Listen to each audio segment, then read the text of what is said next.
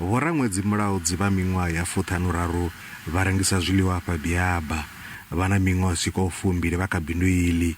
Vho thola na vhathu vha tshivhalo. Vha ri ṱuwa muḓagasi zwi khou thithisa bindu ḽavho ḽe ḽa vhuya ḽa titima. Ri khou ṱangana na vhuleme vhuhulu nga maanḓa sa hezwi ro ḓiitela bisinese yashu vho.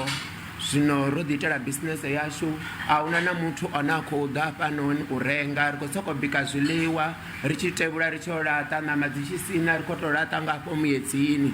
A ri ḓivhi uri ri itise hani ngoho muḓagasi u khou ri vhaisa nga maanḓa. Vho mulaudzi vha ri hu si kale vha ḓo nga vha sa balelwa u badela vhashumi vhavho.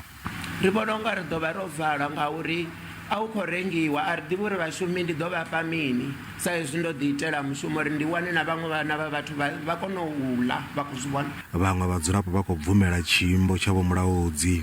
Sa madzangano ri si khou khetha uri dzangano ḽifhio kana ANC kana DA vha khou tea u farana vha vhe tshithu tshithihi uri ri lwe na issue heyi ya load shedding. Ri songo tou pointa muthu kana u sumba mukeno uri mukeno u ḓo dzhena khazwo. U ṱuwa muḓagasi a swika zwa ri fara na luthihi zwavhuḓi nga mulandu wa ri hune ra vha ri tshi khou shuma hone ri vha ri situation i vha yo ima tshoṱhe ri vha ri khou kona u vhona zwavhuḓi no thusa zwavhuḓi dzi customer. Zwino zwi vha zwi tshi khou ri vhaisa nga maanḓa. Muḓagasi u ṱuwa awara dzi paḓaho 12 ḓuvha ḽiṅwe na ḽiṅwe. Lutendo Boboli, SABC News, Biaba.